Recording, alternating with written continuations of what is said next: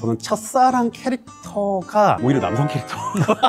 주로 어머니한테 듣던 얘기가 넌 대체 커서 모델래. 전 진짜 디렉터님하고 인터뷰하면 이걸 꼭 물어보고 싶었어요. 굳이 죽여야 했습니까? 재성님과 제 생각에는 몇 명 죽였어야 되는데 못 죽여서 아쉽다. 슈에만 하더라도 초반에 등장할 땐 이거든요.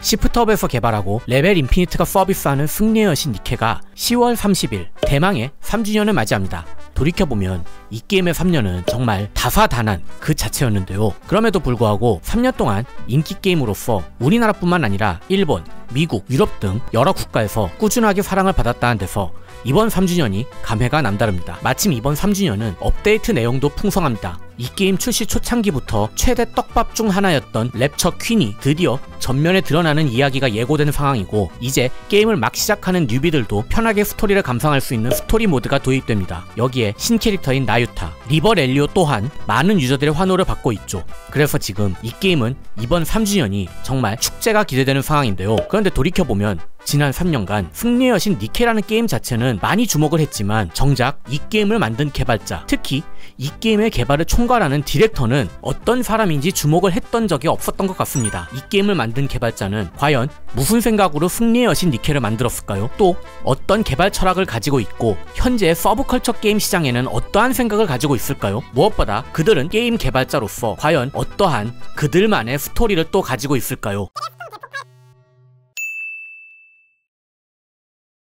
가스통 대폭발, 오늘은 귀한 자리에 말이 헛나올 뻔했어. 이 누추한 곳에 귀하신 분을 모셨습니다. 그래서 누군데? 라고 생각하시는 분이 조금이라도 계실까봐 자기소개부터 일단 부탁을 드릴게요. 시프트업에서 승리의 여신 니케 디렉터 역할을 수행하고 있는 유영석입니다. 반갑습니다. 3만 달이 누추한 곳에 평소에도 재밌게 보고 있기 때문에 오늘 이런 자리가 만들어지지 않았나 싶습니다. 입에 바른 소리는 됐고 어떻게 보면은 유영석 디렉터님은 사실 여태까지 니케 관련 공식 방송에서만 그 모습을 볼 수 있었어요. 어떻게 보면은 가공된 디렉터님의 모습을 볼 수 있었다는 이야기죠. 하지만 저희는 철저하게 유영석 디렉터라는 이제 사람, 이 개발자, 도대체 뭐 하는 분이길래 어떤 생각을 가지고 있길래 니케를 개발했을까, 이런 걸 알아보기 위해 가지고 편한 자세에서 다리를 꼬면서 인터뷰를 진행을 해보려고 합니다. 제 기레기 본능을 갖다가 최대한 발휘해가지고서 아주 깊이 있는 질문, 무서운 질문 뭐 이런 것도 나올 수 있어요. 긴장을 바짝 하셔야 될 거예요. 침이 튀어가지고 무섭습니다.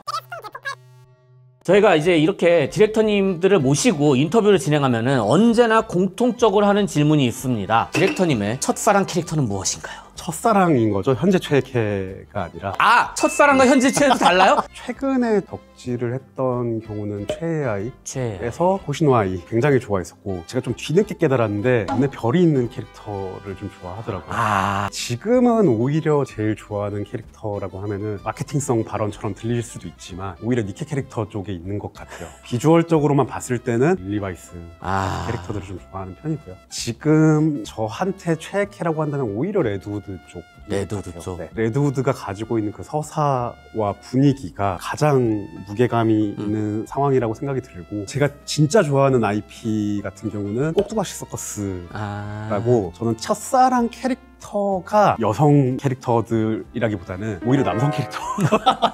거기 이제 가토라는 남자 주인공 캐릭터가 있는데 그 캐릭터가 너무 멋있어서 어렸을 때부터 굉장히 좋아했고, 꼭두각시 서커스도 스토리가 그런 분위기. 그러니까는 근본적으로 썩은맛 나는 스토리를 갖다 좋아하시네, 이제 보니까는. 게임 개발하던 과정에서 제가 재성님과도 이제 게임을 같이 하는 경우들이 좀 있는데, 예를 들면 카오스 차일드 재성님한테 추천을 받아서 제가 굉장히 좋아하는 게임 중에 하나가 됐죠. 항상 최애작품들을 보다 보면 많이 우울하군요. 디스토피아적인 느낌이 있거나 다크 판타지 베이스의 세계관들을 상당히 좋아하는 것 같아요. 뭐 드래곤 헤드 이런 것도 좋아하고. 드래곤 헤드. 전 드래곤 헤드의 현실이 빨리 좀 현실에도 벌어지면 좋겠습니다. 더러운 세상 좀 빨리 핵전쟁으로 좀 싹 다 멸망했으면 좋겠는데. 근데 딥하고 여운이 남는 약간 이런 이야기 같은 걸 좋아하신다고 하시면은 니케 같은 경우에도 그런 계통의 스토리잖아요. 본인의 취향이 약간 좀 묻어났다? 뭐 이렇게도 받아들일 수 있는 건가요? 저와 정재성 시나리오 디렉터님 둘의 취향이 다 반영이 됐다.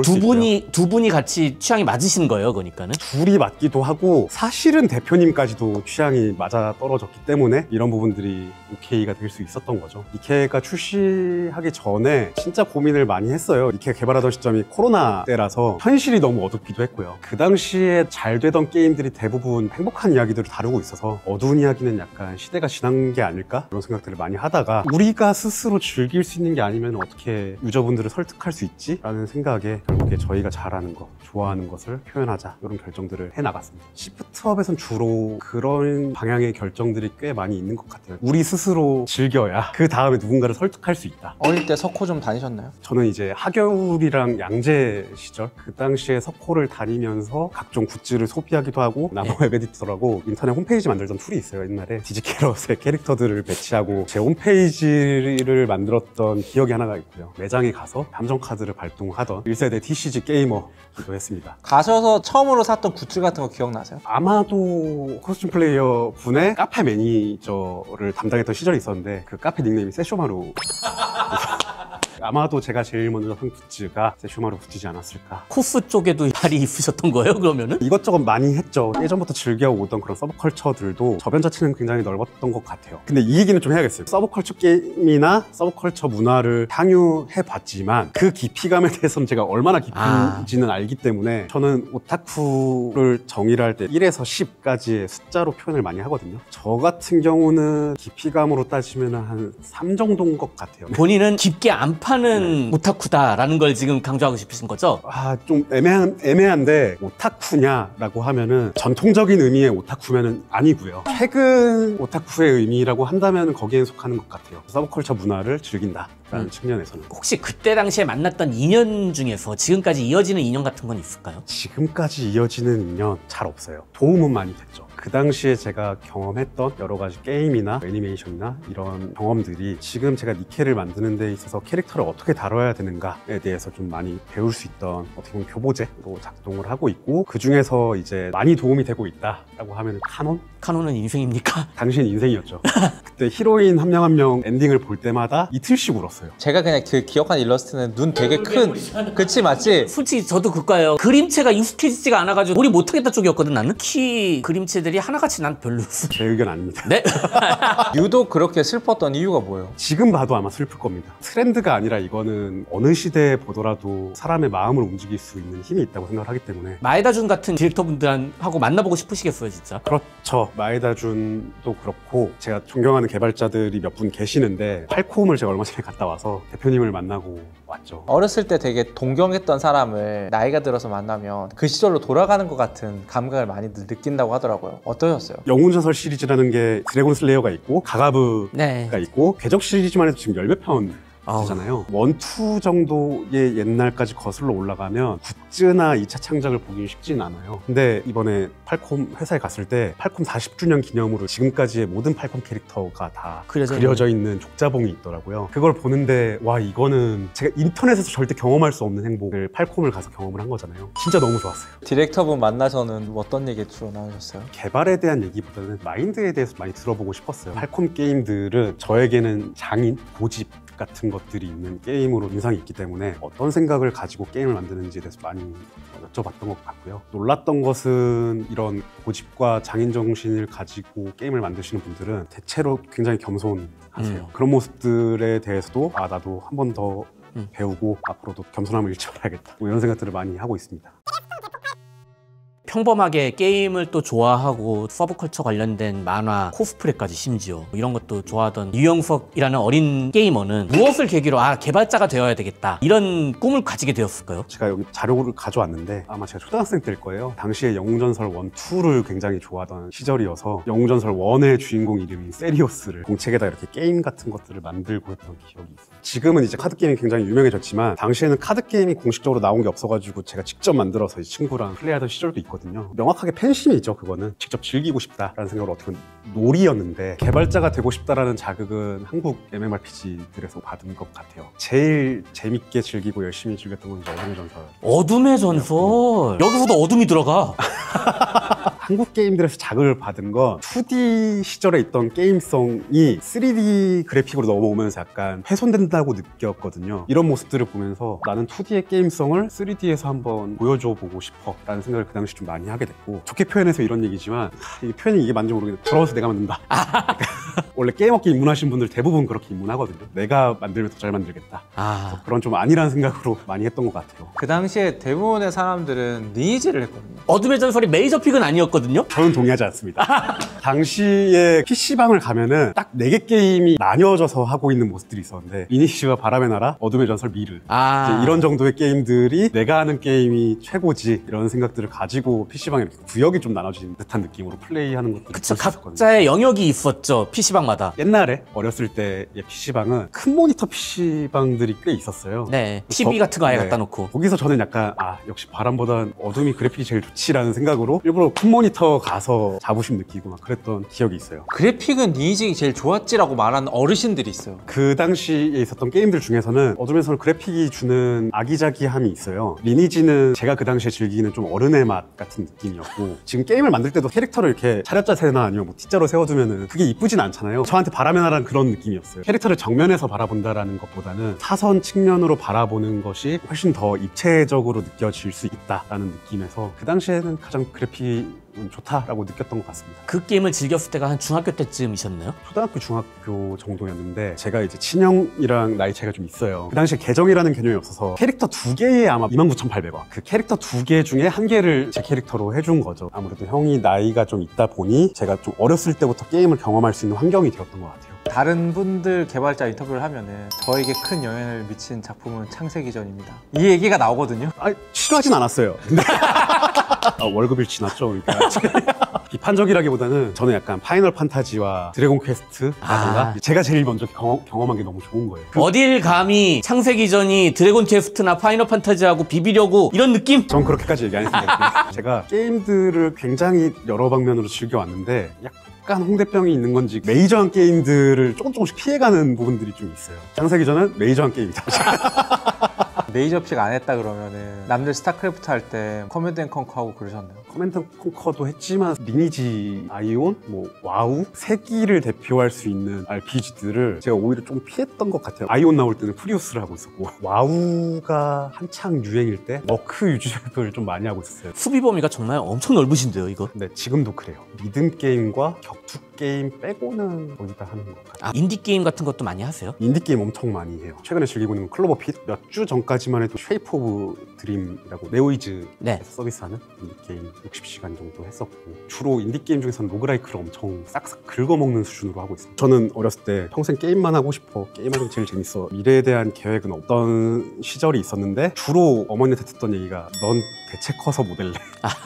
너는 게임을 개발해야 되겠다라는 것을 어머니가 처음으로 인지를 시켜주신 것 같아요. 게임 말고 내가 뭘 할 수 있지? 라는 생각을 중간중간 참 많이 했던 것 같아요. 사실 지금도 그래요. 게임 만드는 거 말고 내가 뭘 할 수 있을까? 이런 상상들을 하다 보면 내가 할 수 있는 능력이 이것뿐이라, 그리고 이게 제일 재밌고 좋아하는 거니까 이것 말고 굳이 생각할 필요가 있을까? 이런 생각을 많이 하고 있습니다. 게임 개발자가 되기 위해서 그 일직선으로 경험과 이제 스킬을 쌓고 이제 올라오셨다라고 봐도 되네요, 그러니까는. 저에게 가장 중요한 스킬이 뭐냐라고 하면은 게임을 재밌게 플레이하는 것이 제일 중요한 스킬인 것 같고요. 경력이 길어지면 길어질수록 게임에 대한 애정이 가장 중요하고 가장 필요한 어빌리티가 아닌가. 게임 말고도 사회생활을 하다 보면 내가 좋아하는 게 직업이 되었을 때 더 이상 좋아지지 않을 수도 있거든요. 전 요즘 이 게임이 제일 싫은데? 왜 이렇게 게임이 많어?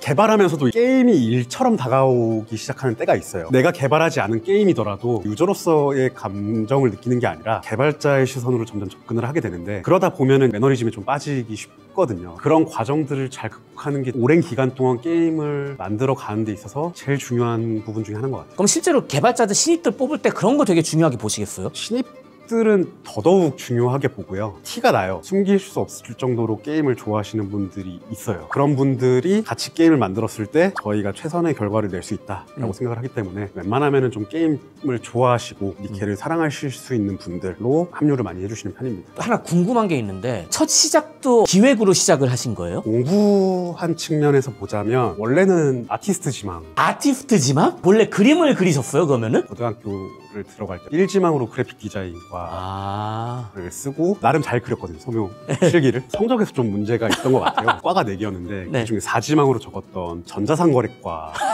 로 가게 된 거예요. 그래픽을 지망했으나 프로그래밍을 배우게 된 거죠. 사실상 생각보다 재밌었어요. 그 당시에 이제 게임을 만드는 포지션에 밀접한 것은 프로그래머다라고 알고 있어가지고 그럼 나 잘됐다. 이참에 그냥 프로그래머가 돼보자 라는 생각을 한동안 했던 것 같아요. 지금도 그림은 본인이 직접 좀 그리십니까? 뼈다구 정도밖에 못 그립니다.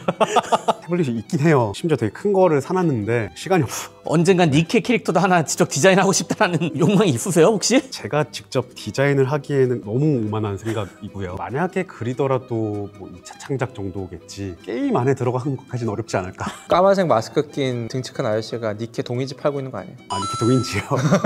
게임 같은 걸 처음으로 만들었을 때는 언제이세요? 대학교 때 졸업작품을 포함해서 인디게임을 4번 정도 만들었는데 4개가 다 액션 게임이고 그런 게임을 만들고 싶다라는 생각을 많이 했던 것 같아요. 제가 이제 대학교 다니던 시절이 어떻게 보면 한국 온라인 시장에서의 액션의 절정기였어요. C9이나 마영전, 드래곤 네스트 같은 것들이 흥하던 시절이라서 첫 회사가 어쨌든 액션 게임이기도 하기 때문에 재밌게 일했던 경험들이 좀 있습니다. 첫 회사가 고릴라 바나나. 네, 레드블러드 온라인이라는 론타겟팅 MMO를 제작을 했었죠. 레드블러드 온라인에서 전투기획자로 커리어를 시작을 했어요. 기획이라는 포지션이 이렇게 정립이 된 지도 역사가 길진 않지만 그중에서 전투기획은 더더욱 역사가 좀 짧거든요. 저는 그런 포지션을 운이 좋게 맡아서 일을 하게 됐는데 그게 생각보다 정말 잘 맞고 재미있었어요. 전투기획은 말 그대로 전투를 기획하는 거죠? 전투 시스템을 어떻게 짜고 속도, 후치 이런 거 다 계산하는 그런 쪽이죠, 그러니까는. 엄밀히 따지면 전투 컨텐츠 기획과 전투 시스템 기획으로도 나눌 수 있는데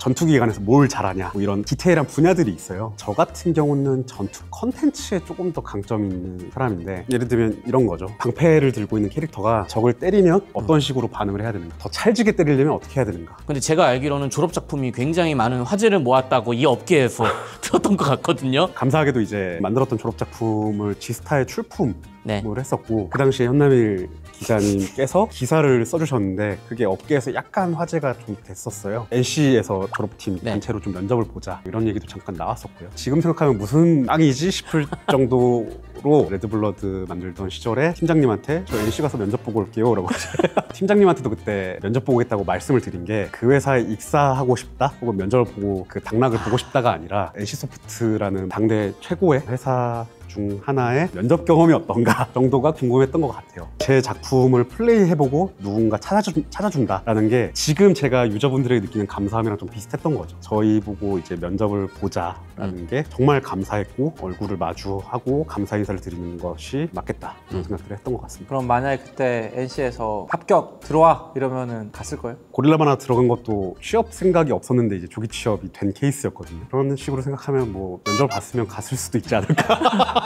NC는 승리의 여신 니케를 놓쳤습니다. 지금 이 순간. 제 게임 개발 생활은 사실상 생활고랑 떼어내기 어려운 생활고 조기 취업을 하게 된 것도 제가 돈을 빨리 벌어야 하는 상황이었고 고릴라 바나나에서 일을 하다가 넷게임즈 그리고 그 전에는 이제 라다 스튜디오였는데 그 회사로 이제 옮겨가게 된 것도 월급이 나오는 곳으로. 그때는 그러면 공고를 보고 들어간 거야? 아니면 누가 이제 들어올래? 이렇게 했던 거야? 그때 같이 계시던 팀장님께서 같이 가자라고 얘기를 해주셔서 기회가 닿았죠. 그렇게 넥슨 게임즈로 또 이동을 하셔가지고 히트, 오버히트 이런 게임들 계속 만드셨고 경력 중에 재밌는 것 중에 하나가 로스트아크 모바일이 있더라고요. 스마일게이트도 같이 가자라는 이제 같이 일하시던 분 소개로 함께 가게 됐었는데 운이 좋게도 되게 좋은 회사들을 잘 다녔던 것 같아요. 근데 넥슨과 스마일게이트 큰 회사다 보니까 제가 추구하는 기민한 움직임이라고 해야 될까요? 게임 개발에서 제가 추구하는 방향들과는 차이점들은 좀 있을 수밖에 없더라라는 느낌을 받았던 것 같아요. 시작이 굉장히 좀 작은 회사였고 메이저한 걸 피하는 특성도 있어서 그런지 작은 회사가 조금 더 제가 개발하는 환경에는 잘 맞는 것 같아요. 지금 얘기 들어보면은 이끌어주는 사람도 있었고 동료들한테서의 평판이 되게 좋았나 봐요. 감사하게도 그렇게 판단해 주신 것 같습니다. 이때도 정말 많은 동료 개발자분들을 만나셨을 거 아니에요. 지금도 이제 같이 하고 있는 그때 당시에 동료들이나 개발자들이 있을까요? 코스모그래프님은 오버히트 때 이제 신입으로 업계에 입문하셨는데 그때 지켜본 바로는 말이 안 되는 속도, 퀄리티를 보여줄 때가 좀 많이 있었어요. 다음에 같이 좀 더 밀접하게 하면 좋겠다라는 생각을 갖고 있었는데 니케에서 다행히 때가 잘 맞아서 그래서 저 재성님이 한번 제안을 했던 거죠. 우리가 이런 게임을 만들 건데 음악을 한번 기깔나게 뽑아보자 라는 제안을 드렸고 흔쾌하게 받아주셨어요. 고릴라 바나나 때 만났던 인연이 정혜성 시나리오 디렉터님. 제가 히트 만들고 있을 때 재성님은 소울워커 런칭하시고 오버히트 때 다시 만나서 같이 작업을 했다가 로스트아크 모바일로 가면서 흩어졌다가 니케에서 다시 합류를 하게 된. 시나리오 디렉터님은 10년 가까이 넘게 쌓였는데 그만큼 코드가 잘 통한다? 그런 느낌인가요? 다크 판타지를 좋아한다라는 측면에서 좀 잘 맞았던 것도 있고, 제가 즐기는 게임 분야가 다양하게 있지만 그중 한 군데를 재성님이 굉장히 많이 충족을 시켜주셨어요. 취향도 잘 맞고 개발하는 그 방향에 대해서도 잘 맞았던 것 같아요. 되게 영혼의 단짝 같은 느낌인데 이렇게 들어보니까는 믿고 맡길 수 있는 동료의 느낌이고요. 얼마 전에 재성님 표현으로는 등을 맞댄 동료라는 표현을 좀 하거든요. 네. 멋있다. 같은 곳을 바라봐야 될 필요가 없는 사람? 믿고 맡겼을 때 서로가 원하는 결과는 유사하게 좀 나올 수 있다라는 측면에서 굉장히 좋은 인연이죠. 그게 지금 제가 게임을 만들게 되는 개발관에도 영향을 많이 미쳤고요. 재성님 같은 경우는 제가 이제 이직하면서 나 이 사람 아니면 안 돼 라는 조건으로 같이 왔거든요. 원래는 니케를 처음부터 개발하셨던 건 아니잖아요. 스텔라블레이드 팀에 면접을 보러 왔다가 대표님이 니케는 어떠세요? 라는 제안을 주셔서 맨 처음 거절했어요. 액션 RPG 아니면 뭐 MMORPG는 하나의 캐릭터를 이렇게 수직적인 성장을 시키잖아요. 그거에 비해서 캐릭터 수가 늘어나면 수평적으로 확장되는 운영 방식이 더 난이도가 있더라고요. 그런 측면에서 너무 어렵고 저는 약간 지쳐 있었어요. 게임을 만든다는 것에 대해서 여러 가지 생각을 좀 하던 때라서 니케가 아니라 스텔라블레이드 쪽에 관심이 있습니다. 콘솔 게임을 만드는 프로젝트들이 생겨 난 로망을 달성하겠다라는 생각으로 스텔라블레이드 쪽 면접 보러 왔던 거죠. 사실 지금도 저의 뭘 보고 맡기셨을까는 잘 모르겠어요. 이건 따로 한번 물어봐야 될 것 같은데. 저도 궁금해. 한번 물어봐 주세요. 어쨌든 대표님이 이렇게 제안을 주시고 거절을 드렸는데 집에 가서 스텔라블레이드를 계속 생각을 하려고 했는데 니케가 생각이 나더라고요. 이거 이렇게 만들어서 어떻게 하면 게임이 나오는데? 라고 조립이 됐어요. 머릿속에서. 각이 나오는데 싶어서 긍정적으로 한번 얘기를 해보자 라고 하면서 3번 정도 미팅을 했거든요. 그 과정에서 뭐 빌드라던가 이런 것들을 좀 봤는데 그러면서 더더욱 니케가 만들어지겠는 데가 아니라 이거 된다 라고 좀 확신이 생겼고 그때 머릿속에 그렸던 그림이 지금 니케의 모습과 거의 유사해요. 김영태 대표라는 사람이 일종의 약간 아이돌이란 말이에요. 다른 개발자분들한테는. 만약에 그 사람을 뭔가 선망하는 대상으로 여겼다면 아, 저 사람 하는 말이 다 맞지 이렇게 생각했을 것 같기도 하거든. 의견 충돌이 있었어요? 니케를 만들면서 대표님과 의견 충돌이 있던 것들은 굉장히 적었어요. 그럴 수 있었던 이유는 대표님이 게임을 생각해주는 방식이 제가 생각하는 개발 가치관이랑 유사한 부분들이 있었고 게임에서 제일 중요한 것은 재미를 추구하는 것이 가장 중요한 것이다 라는 생각 때문에 큰 충돌들은 없이 순탄하게 개발했던 것 같아요. 저는 약간 편견이 있었어요. 대표님에 대해서. 분명히 이 정도 급의 비주얼을 보여주시는 아티스트면 고집이 그치, 에고가 정말 세지 않을까. 대표님의 절대 권력 아래 나도 모든 말을 다 들으면서 개발을 하게 되겠구나 뭐 이런 생각들을 하게 됐거든요. 실제로 같이 일을 해보니 전혀 아니었다. 네, 이미 굉장히 많은 경험들을 해오시면서 아트 말고도 중요한 것들에 대해서 충분히 인지하고 계시던 상황이었어요. 제가 얘기하는 것들에 대해서 굉장히 경청해 주시고 함께 논의하고 진행하는 좋은 그런 파트너십이 형성이 됐죠. 제가 알기로 디렉터님은 니케도 일반 유저로서도 딥하게 하신 걸로 알고 있거든요. 레벨 같은 거 공개할 수 있어요? 제가 레벨이 높아서 특정돼서 제가 특정되면 문제가 있는 게 제가 아레나에서 어쨌든 사람들 때리잖아요. 제가 더 이상 아레나를 못 할 거예요. 아씨 어디까지 얘기해야 될지 모르겠는데 침레나도 제가 이렇게 막 끝까지 막 올라갈 수는 없으니까 자제는 하고 있는데 나중에 언제 기회 되면은 솔레 한번 트라이 하는 거 이런 거 한번 좀 보여줄 수 있고 하면은 좋지 않을까라는 생각이 확 드네요. 솔레일 수도 있고요. 미니게임으로도 그런 걸 해볼까? 버스모님이랑 경쟁을 한다거나. 유영석 디렉터님, 네. 피자 좋아하시나요? 저도 그 글을 봤어요. 피자 밈이 생성됐던 그 과정들을 알고 있는데 그걸 처음 딱 봤을 때 어떻게 알았지? 한 가지 좀 말씀드리고 싶은 건 파인애플 피자는 먹지 않습니다.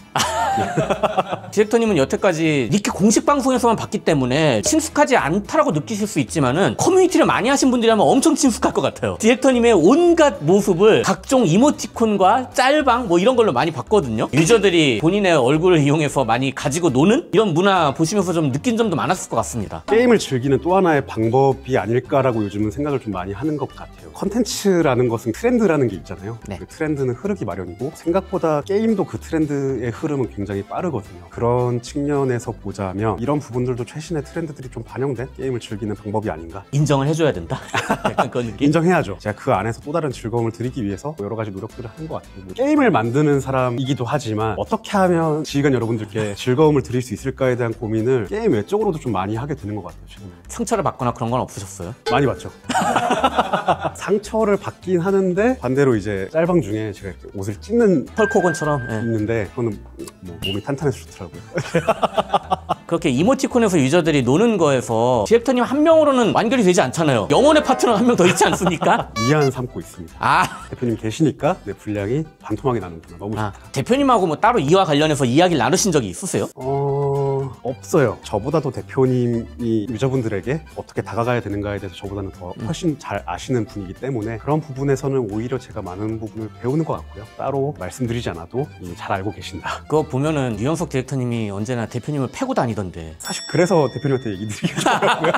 그러면 이 자리를 빌어서 GIF를 만드시는 분들께 이런 것들 위주로 만들어주시면 보기에 좋을 것 같다 하는 게 있다면 대표님이랑 만담하는 2차 창작들은 밈이죠. 굉장히 좀 재밌는 것 같아요. 그런 쪽으로 소비를 많이 해주시면 저도 재밌게 즐길 수 있지 않을까. 요즘 떠오르는 밈이라고 하면 역시나 도로롱 아니겠습니까? 도로롱의 성공? 이런 걸 좀 보시면서 어떤 느낌이셨을지 좀 궁금해요. 도로롱은 저희가 이제 의도적으로 활성화를 시킨 건 아니잖아요. 2차 창작이 활발해지다 보니까 그리고 그것이 글로벌적으로 소비가 되다 보니까 니케랑은 또 다른 메이저한 밈이 돼버렸는데 도로롱이 과연 인기가 언제까지 갈까? 이런 것들이 되게 흥미롭고 것 같아요. 개인적으로도 굉장히 재밌게 소비를 하고 있기 때문에 고맙기도 하고. 지금도 기억이 나는 게 처음에 도로시가 데뷔했던 게 0.5주년이잖아요. 그때 꾸엠님이 인터뷰를 하시면서 도로시라는 캐릭터에 대해서 고귀하면서도 좀 아름다운 면을 정말 강조한 캐릭터다. 확신을 가지고 말씀을 주셨거든요. 근데 정작 이 도로롱은 약간 좀 동떨어져 있잖아요. 그러니까 오히려 1차 창작자분 입장에서는 기분이 나쁠 수도 있지 않을까라는 생각을 했거든요. 근데 예전에 사무실 가보면은 도로롱 정말 많이 있던데 개발진분들도 다 좋아하시는 것 같아요. 1차 창작을 하는 입장에서 도로롱을 처음 봤을 때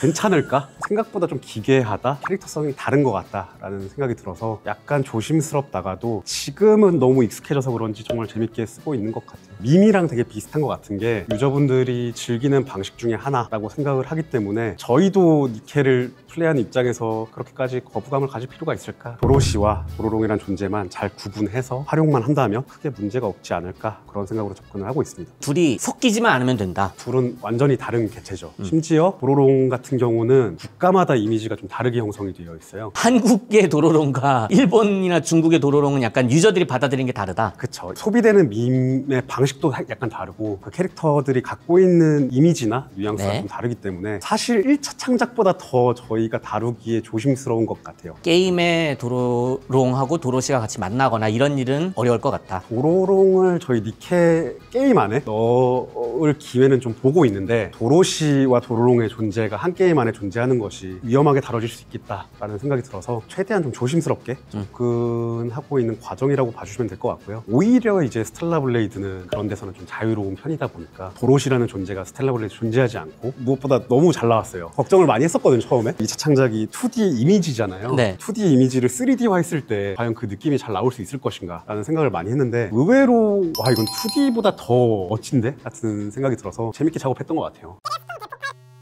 자, 이제 그러면은 유영석이라는 개발자는 무엇을 가장 중요시하는 디렉터인지 한번 좀 이야기를 들어보고 싶어요. 저는 주로 이제 비주얼적인 감성? 그거를 살리려는 노력을 많이 하다 보니까 타격감이나 템포 같은 것들을 되게 중요시하는 편이에요. 네. 어떤 스킬을 쓰면 4번을 때린다라고 했을 때 탕, 검을 4번 내려치는 것과 타당, 탕, 약간 이런 기본적인 타격 템포를 구축하는 단계가 있을 수 있고요. 타격 템포로 여러 번의 스킬을 씀으로 인해서 적과 나의 전투 상황에서의 템포가 구축이 돼요. 그리고 이 적을 잡았어요. 그럼 다음 적을 잡으러 가겠죠. 이 전투 템포가 모여서 거시적인 측면에서의 전투 템포가 형성이 되거든요. 이때부터는 캐릭터의 이동 속도, 다음 적을 잡으러 가는 데까지의 거리, 시간 같은 것들이 굉장히 중요한 가치고 어떤 타이밍에 유저분들에게 어떤 감정을 전달할 것인가에 대해서 굉장히 중요하게 여기는 편이고요. 사실 이런 건 전투 외에도 많은 부분에서 적용이 돼요. 숙제 같은 경우에도? 숙제도 마찬가지고 심지어 스토리에도 어느 단계마다 이런 재미를 부여해야 되는가 보니까 게임이 유독 그 개발 환경에서 그런 것들이 좀 잘 안 다뤄진다. 특히 MMORPG 베이스로 개발을 해왔던 한국 같은 경우는 라이프 사이클이 워낙 길기 때문에 굉장히 디테일한 단위에서의 그런 템포를 컨트롤하기는 좀 어려운 편이기는 해요. 근데 저는 이런 것들이 점점 빠른 템포를 원하는 유저분들에게 굉장히 중요한 요소라고 생각을 하거든요. 니케는 한 번 스토리를 보고 그냥 무지성 전투를 하게 냅둬요. 두세 개 전투가 끝나고 나면 그때 스토리를 한 번 더 보여줘. 캠페인을 진행할 때 스토리를 보는 빈도를 어떻게 가져갈 것인가도 당연히 의도가 들어가 있고, 그 의도는 템포 측면에서 어떻게 가져갈 것인가에 대한 고민이 있던 거죠. 예를 들어서 스테이지와 스테이지 사이에 스토리를 보여주는 것뿐이 아니라 갑자기 방주로 가래, 갑자기 지상으로 가래. 이것도 어떻게 보면 약간 의도한 건가요? 그 부분은 템포보다는 오히려 몰입감 아니면 시스템과 시나리오에 좀 더 유기성을 챙기려고 한 부분이라고 보면 되고, 그런 경우들이 생길 때 템포가 조금 늘어질 수는 있어요. 근데 저희가 어느 부분에서 어떤 가치를 우선시할 것이냐를 한 단계 한 단계 계속 고민해 가던 거죠. 니케도 유저들이 몰입하면서 할 수 있게 그 템포를 잘 짰다. 네, 최대한 신경 쓰고 있고, 초반 튜토리얼 스토리도 영화 씬에서의 트렌디한 장치들을 게임에 한번 적용해보자 라는 생각에서 출발을 했었죠. 근데 이게 중간에 합류한 디렉터가 그렇게 한다고 하면 현실적으로 굉장히 어렵지 않나요, 이게? 우여곡절은 많았죠. 왜냐면은 기존에 계셨던 분들은 주로 슈팅 쪽에 조금 더 무게감을 두고 계셨던 분들이 있고, 예를 들면 제가 자동전투를 넣어야 된다라고 얘기했을 때 지금은 자동전투가 없다는 걸 상상하기가 좀 어려울 수도 있는데, 당시에 니케가 개발되어 왔던 상황을 보면 오히려 그런 식의 슈팅 게임들은 자동전투가 아니라 수동으로 컨트롤하는 케이스가 찾아보기 쉬웠어요. 니케도 맨 처음에 공개됐을 때는 슈팅적인 면모가 굉장히 강조된 게임이었는데, 디렉터님 취임 이후에는 어떻게 보면 RPG로서 완성이 되었다라는 느낌이죠. 그렇죠. 디렉터님이 들어오고 나서 제일 치열하게 싸워서 바꾼 예시가 있을까요? 버스트 스킬? 슈팅 게임에서 이러한 스킬 베이스의 무언가를 시도한다, 그리고 그게 일반적인 쿨타임이 돌아왔을 때 스킬을 쓸 수 있다가 아니라 5명 중에 3명만 링크되어서 쓸 수 있다라는 개념이 독특하긴 하잖아요. 그 부분을 이 템포를 구축하는 데 상당히 중요한 부분이었고, 제가 적극적으로 진행했던 부분 중에 하나라고 볼 수 있을 것 같아요. 저도 니케를 하면서 불편하다고 느꼈던 지점이긴 했었어요. 왜냐면 내가 스킬을 쓰고 싶은 타이밍에 쓰지 못하고 무조건 1번이 선빵을 때려야지만 2번, 3번을 때릴 수 있다? 그러면 결국엔 내 자유도가 되게 떨어지는 거 아닌가? 그게 의도입니다. 기본적으로 에임을 맞춰야 된다라는 쉽지 않은 조작이 포함된 게임이잖아요. 에임을 맞추면서 스킬 쿨타임을 일일이 보고 있는다라는 게 쉽진 않을 것 같았어요. 그래서 오히려 그 자유도를 억제를 시켜서 슈팅을 할 땐 슈팅에 좀 집중하시고, 스킬을 쓸 땐 스킬에 좀 집중을 하셔라 라는 그 구간을 좀 분리를 시켜놓은 거죠. 전 진짜 디렉터님하고 인터뷰하면 이걸 꼭 물어보고 싶었어요. 굳이 마리아는 죽여야 했습니까? 필요했죠. 마리안이라기보다는 초반에 적지 않은 충격을 줄 필요가 게임적으로 너무나 필요했어요. 트렌드에도 맞았고 우리가 하고 싶은 거기도 하고, 게임을 개발을 하다 보면은 잔소리하기 좋은 영역이 3가지가 있는데요. 첫 번째가 전투, 두 번째가 UI, 세 번째가 스토리거든요. 이 3가지는 개발팀 내에서도 의견이 계속 나오는 영역입니다. 여차했을 때 스토리가 계속 중간에 갈아엎어지거나 온전한 결과물을 내기가 굉장히 어려워지는 상황이 되기 때문에 뭔가 강한 한 방으로 모두를 설득할 필요가 있어요. 계속 꼭 이걸 한번 트라이를 해보자 라는 재성님과의 뭐랄까요, 다짐? 거기서 저희가 하고 싶은 걸 명확하게 보여준 거죠. 대표님도 이제 마리안 스토리를 보시고 이 방향대로 하셔라, 행복한 방향으로 가야 될지 아니면 디스토피아적인 다크 판타지로 가도 될지 고민을 했다고 했잖아요. 여기서 이제 결정하게 된 계기가 마리안의 죽음이. 네, 제가 요구한 거는 30분 안에 누구를 죽이던 다크 판타지의 강렬한 경험을 선사해달라, 필요하다라고 느낀 포인트가 같았기 때문에 논의할 것도 없이 초반에 30분 안에 승부 봐야 된다, 가자. 네. 마리안을 죽이자. 저랑 재성님이 합류하고 5개월 뒤에 지스타. 바로 5, 6개월 뒤에 지스타였구나. 그 안에 알타이젠 만들고, 마리안 시나리오 만들고, 버스 스킬 컷신 만들고, 옆으로 늘린 다음에 그 다음에 바로 마리안 정도는 한 초반 1, 2개월 정도 안에 나왔던 기억이 있습니다. 의도한 대로 그걸 보여준 순간 다들 납득을 하고 그냥 따라가던 거야? 아니면은 이건 아니지라는 저항이 좀 있었나요? 저항은 없었고, 그래도 스토리와 전투와 UI는 계속 잡으면 나와요. 이 잡음이 시나리오 쪽에서 완전히 사라졌을 때는 런칭 이후 유저들의 반응이 또 좋으니까. 결국에 유저 반응이 좋으면 내부에서 그렇게 생각하지 않더라도 얘기가 사라지거든요. 저도 지금 기억이 나는 게 지스타 때 이제 니케의 이제 체험 버전을 처음으로 플레이해보고 마리안이 죽는 거에 굉장히 충격을 받았어요. 저뿐만이 아니라 기자들 중에서 충격받은 기자들이 많아가지고 아예 대놓고 기자간담회 해서 그걸 물어본 기자분이 있었을 정도인데, 나중에 모더니아가 이제 나왔을 때 마리안 스킨이 모더니아에 나오겠네 이렇게 생각을 했는데 끝끝내 안 났단 말이죠. 뭐 이것도 약간 좀 의도가 좀 있으신가요? 모더니아와 마리안이라는 존재를 그렇게 쉽게 쉽게 알려주고 싶지 않았어요. 그 캐릭터의 코스튬으로 있으면. 모더니아와 마리안의 존재에 대해서 정체를 알게 될 수도 있잖아요. 그런 부분에서 좀 주의를 했다라고 봐주시면 될 것 같고요. 마리안도 그렇지만은 게임 내 시나리오 쪽을 보면은 기존의 서브컬처 게임은 차마 못했던 시도들을 좀 많이 했단 말이에요. 대표적으로 유저들이 플레이어블로 뽑을 수 있는 캐릭터인데 도저히 뭘 어떻게 해도 애정을 줄 수 없는 캐릭터가 있단 말이에요. 크로우라던가. 이런 캐릭터들은 무슨 생각으로 좀 만드셨는지 또 궁금해요. 빌런만큼 매력적인 캐릭터가 또 없죠. 빌런을 매력적으로 만드는 것은 좋은 이야기를 만들어 나가는데 필수적인 과제라고 생각을 하고요. 재성님의 생각은 좀 다를 수 있는데 저는 그렇게 특별한 생각은 안 했던 것 같아요. 당연하게 있어야 되고 재성님과 제 생각에는 몇 명 죽였어야 되는데 못 죽여서 아쉽다. 확실한 임팩트를 위해서는 캐릭터들만 매력적이어서는 절대 안 된다. 꼭 크로우가 아니더라도 평소에 자주 마주하는 이제 뭐 토커티브라던가 적들로 등장하는 캐릭터들에게도 매력적인 서사들이 부여가 되어 있어야 온전한 스토리의 재미가 살아난다라고 생각을 합니다. 지금까지 템포는 게임 개발자로서의 철학이라고 했다면 서브컬처 게임 개발자로서 철학? 이건 이래야 된다라고 하는 지점이 있을까요? 서브컬처 게임이라고 한다면 캐릭터성 구축이 제일 중요한 포인트, 공통적인 포인트라고 생각을 하고요. 방금 질문 주신 내용을 정확하게 답변하려면 서브컬처에 대한 세부적인 시장에 대해서 좀 구분을 해야 되는데 아까 오타쿠냐 아니냐 얘기랑 좀 비슷해요. 이게 서브컬처냐 아니냐가 좀 중요한 게 아니라 어떤 시장을 타겟으로 하는 서브컬처한 게임이냐에 따라서 해야 되는 전략과 중요한 것들이 좀 달라질 거라고 생각을 해요. 만약에 일본 동인 시장, 전통적인 오타쿠 시장이라 부를 수 있는 곳을 타겟으로 하는 경우에는 캐릭터성을 구축해야 되는 방식이 좀 달라요. 글로벌 지향, 최근 부르고 있는 서브컬처 시장이라고 한다면 또 캐릭터성을 구축해야 되는 방법이 좀 달라요. 이 두 개 시장을 좀 분리해서 설명을 드리고 싶어요. 니케는 어느 쪽이죠? 니케는 굳이 따지면 전통적인 시장 쪽은 아닙니다. 서브컬처 시장이 메이저 시장으로 확대되었다라고 얘기를 많이 하잖아요. 이게 확대된 형태에 대해서 좀 살펴볼 필요가 있다고 생각을 하는데 옛날에 있던 동인 시장이 커진 게 아니에요. 동인 시장에서는 결국에 2차 창작이 활성화가 돼야 되고 그러기 위해서는 스토리에서 어느 정도의 여지를 남겨놔요. 이 캐릭터는 왜 이렇게 행동하는 걸까? 몰라야 돼요. 그래야 상상하고 2차 창작을 할 수가 있습니다. 그렇게 되면 캐릭터성을 어떻게 구축해? 그거는 이제 그림에서 표현을 해야 돼요. 동인 시장을 지향하는 게임들에서는 비주얼에서 캐릭터성을 구축하는 것이 굉장히 중요하고요. 반대로 글로벌 시장 지향에서는 조금 더 스토리 측면의 무게감을 두고 캐릭터성을 구축하는 게 좋은 것 같다라고 생각은 하고 있어요. 대표적으로 이제 니케에서 슈엔이나 도로시나 여러 캐릭터들이 입체적으로 다뤄져요. 어떤 경험을 했냐에 따라서 이전과 이후에 사람들이 느끼는 그 캐릭터에 대해 느끼는 감정이 좀 달라지거든요. 디렉터님 말씀을 들어보니까 되게 좀 와닿는 게 슈엔만 하더라도 초반에 등장할 땐 이거든요.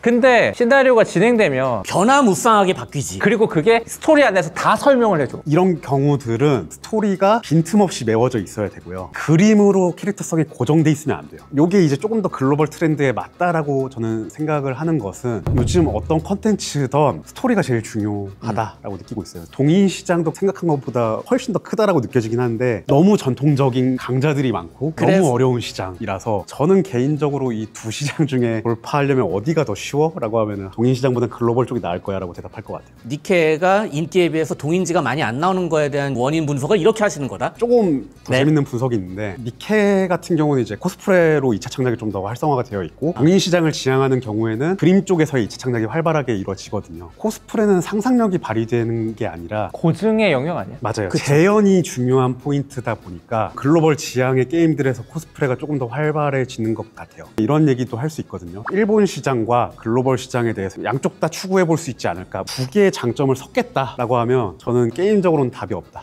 현재로서는 전략을 좀 명확하게 설계하시면 좋은 결과물이 나올 수 있지 않을까. 니케는 전 세계 유저들한테 사랑을 받고 있고 큰 성공을 거둔 게임이란 말이죠. 이 정도로 성공할 거라고 예상하셨어요? 사실은 예상은 할 수 없었죠. 니케가 성공을 한 여러 가지 요인들이 있잖아요. 그 중에서도 이게 넘버원이다 이런 점이 있다면 뭐가 있을까요? 하나만 꼽아서 뭔가 얘기하기는 쉽진 않은데 제일 중요한 포인트라고 한다면 스토리. 저희가 추구하는 시장에서 캐릭터성을 구축하는 방식에서 스토리가 가장 중요한 포인트 중에 하나고요. 시작점이기도 하고 여기서 잘못 풀렸으면 모든 게 잘못 풀렸을 가능성이 높을 것 같아요. 니케 이후로 왠지 이 서브컬처 게임 씬에 시작하자마자 히로인을 죽이거나 다크하게 무언가가 전개되는 게임들이 굉장히 많아진 것 같다는 느낌이 들거든요. 반대로 안 죽이는 게임들이 많다고 해서 문제가 되진 않잖아요. 니케가 추구했던 것은 어쨌든 템포라던가 초반에 시나리오를 게임을 이렇게 다뤘어야만 하는 이유들, 인과관계를 이해하는 게 더 중요했지 초반에 캐릭터가 죽었어요 라는 걸로 걔랑 비슷하다라고는 얘기할 수 있지만 그게 기분이 나쁘거나 그럴 수는 없을 것 같아요. 그래서 오히려 잘 만들었으면 좋겠다. 저도 한 명의 유저 이 말 되게 싫어하시던데 네, 한 명의 게이머로서 게임을 즐기기 때문에 재밌는 게임이 많이 나오면 좋겠습니다. 일본에서 1등을 찍어본 게임이 20년이 넘도록 없었는데 니케가 처음으로 그걸 뚫었고 도쿄게임쇼도 가보니까는 디렉터님 무대 위에 오르니까는 스타가 따로 없던데 보니까는 일본 시장을 겨냥했다라고 하기에는 광범위한 시장을 조준했기 때문에 놀랬죠. 도쿄게임쇼 가가지고서 시장의 트렌드를 현장에서 봤을 것 같아요. 느끼신 점 같은 게 있었을까요? 제일 중요한 건 역시 캐릭터성을 어떻게 구축하는가, 그리고 스토리가 뒷받침이 돼야 되고 어렵다. 시장 참 어렵다. 디렉터님의 눈길을 확 붙잡을 정도의 스토리와 좀 시나리오를 가진 게임이 잘 안 보인다? 아니요, 매섭다. 시나리오뿐만 아니라 게임의 컨텐츠 측면에서도 곤란할 정도로 정말 매섭다라는 느낌을 많이 받는 것 같아요. 특히 최근 이제 중국에서의 개발되는 게임들을 보면 앞으로 어떻게 경쟁해 나가야 되는가에 대해서 정말 딥하게 고민하지 않으면 뒤처지겠다, 잘못하면. 이런 생각을 좀 많이 하는 것 같아요. 이거 정말 잘 만들었다. 약간 싶었던 게 좀 있었을까요? 제일 주목하고 있는 건 무한대? 예. 지금 서비스하고 있는 게임들 중에서 제일 주의 깊게 보고 있는 것은 인버스 컴퍼니랑 스타레일, 이 두 게임이 앞으로 어떤 행보들을 보여주게 될까에 대해서 가장 관심 있는 편입니다. 요즘 서브컬처 게임계의 최대 화두 중에 하나는 AI거든요. 서브컬처에서 해야 되는 것은 인간의 마음을 자극하는 것인데 인간이 아닌 무언가가 만들어내는 것이 정말 인간만큼의 그 자극을 할 수 있는가, 인간이 만드는 것과 경쟁을 할 수 있는가, 의구심도 좀 있어요. 캐릭터성이 유배되지 않도록 작동하려면 아직까지 좀 멀었다라는 느낌을 받고요. 저는 반신반의 중립적인 입장에서 보고 있는 상황입니다. 제가 본 수많은 게임들 중에서도 니케처럼 다사다난했던 게임은 거의 없다시피 하거든요. 혹시 뭐 디렉터님 입장에서 좀 추억에 남는 사건 사고라던가 좀 억울하다거나 이런 게 좀 있었으면 뭐가 있는지가 좀 궁금해요. 제일 힘들었을 때는 특정 사건이 기억이 난다기보다는 하나의 문제가 있을 때가 아니었어요. 런칭하고 운전하면서 이제 퇴근하고 있다가 차 안에서 울었거든요. 너무 힘도 들고 감정이 되게 북받치고, 게임을 출시한다는 것은 개발자 입장에서 정말 여러 가지 감정이 북받치는 일이라서 그 울던 날이 잊혀지진 않아요. 성적을 어느 정도 보이고 있다와 여러 가지 피드백과 지금 문제점들이 산재해 있는 것과 그걸 해결하려고 하는 그 상황들, 정신이 없고 막 이래저래 하고 있는 상황들이 울다가 진짜 앞이 안 보여서 이거 세워야 되나라는 생각을 좀 했던 것 같아요. 어때요? 지금은 잘 극복을 하셨습니까? 크게 다르지는 않습니다. 런칭을 준비하는 단계가 원래 개발자들이 가장 하드워킹을 하는 시기잖아요. 니케실 같은 경우는 그때 하드한 업무 정도와 지금이 되게 비슷해요. 저희가 컨텐츠 분량을 좀 늘려온 것도 있지만 어느 정도 좀 습관이 된 것도 좀 있고요. 멈출 수가 없어요. 힘든데 너무 행복해요. 어떻게 해서든 최선의 결과물을 내고 싶다라는 게 저희 심정인 것 같아요. 저보다도 이제 개발팀 분들도 체력적으로 많이 붙이는 부분들도 있어서 최근에는 조직 운영에 대해서도 여러 가지 생각들을 많이 해가고 있습니다. 방금 전에 다사다난했다 이런 얘기를 했지만은 유저들과의 소통이 좀 원활하지 않은 게임이라는 편견이 실제로 강하게 있거든요. 이전에는 제가 이런 질문을 받았을 때 글로벌에 대응하기 위해서 번역이랑 이런 과정들을 거치다 보니까 부족해지는 부분들이 있다라고 많이 말씀을 드렸는데, 그렇다 하더라도 더 느려요. 이거는 개선이 좀 필요하다, 그리고 개선할 수 있는 곳이 있겠다라고 요즘에는 좀 깨닫고 있어서 퍼블리셔랑 논의를 하면서 적극적으로 대응할 필요가 있겠다라고 많이 맞춰가고 있는 상황입니다. 실제로 예전에는 뭐 버전에 한 번 정도 이제 설문을 받았다고 하면은 요즘은 이슈가 있을 때마다 설문을 받는다는 느낌은 조금 빈도가 늘어난 느낌이거든요. 그런 것도 약간 영향이 있었던 걸까요? 지휘관 여러분들의 의견을 듣는 것은 굉장히 중요하거든요. 니케를 플레이하시는 유저분들에게 뭔가 정보를 얻는 것은 커뮤니티가 됐든 커뮤니티 안 하시는 분들이든 다 받아보고 소중하게 좀 다뤄야 되기 때문에 그러한 측면에서도 강화를 좀 해나가고 있는 상황이라고 보시면 될 것 같아요. 소통 중에 한 가지 더 요청 주시는 거, 이런 거 했으면 좋겠어요 라고 말씀하시는 게 이제 생방송 그쵸. 얘기를 하시는데, 생방송은 제가 언어적 이슈로 영어나 일본어까지 소통하기에는 어려움이 있어서 적절한 방안이 있다면 소통 기회들을 어떻게 하면 늘릴 수 있을까, 이런 고민들을 해보고 있습니다. 결국에는 저는 글로벌에 동등한 정보량이 제공이 됐으면 좋겠다라고 생각을 하는데, 저희가 글로벌 언빌드를 선택을 했고 거기에 따라서 좀 느려지는 부분들은 양해해달라가 아니라 저희가 어떻게 하면 조금 더 빠르게 해볼 수 없을까에 대한 고민을 하는 게 맞다, 이 정도로 생각을 하고 하고 있어요. 게임을 3년 가까이 지금 개발을 아니죠. 실제 개발 기간 그거보다 훨씬 더 길죠. 개발까지 포함하면은 지금 한 5년 좀 넘. 5년 동안 니케하고 같이 한 삶이잖아요. 이렇게 좀 오래 개발하는 거에 대한 피로감 같은 건 없을까요? 피로감이라기보다는 저는 양쪽의 트렌드를 다 갖고 싶다라는 생각이 항상 강해요. 서비스를 하고 있으면 개발에 대한 노하우가 사라져가고 있는 느낌이 들고요. 개발을 하고 있으면 라이브의 트렌드를 못 따라가는 느낌이 있어요. 게임 시장에서는 디렉터나 PD라는 직책이 가져가야 되는 역할? 조금 변하고 있다고 느끼기는 해요. 그 IP를 관리할 수 있는 뭔가 상위 디렉터 개념이 요즘에 생기는 경우들이 좀 있어요. 게임이 아니라 IP로서의 가치를 우선시하는 문화들이 형성이 되고 있다고 느끼긴 하거든요. 그러다 보니까 꼭 불가능한 얘기는 아닌 것 같아요. 그런 생각을 가지고 있지만 지금 제가 뭐 신작을 하고 있는 것도 아니고 지금으로서는 니케가 집중해야 될 영역이라고 생각을 하고 있고요.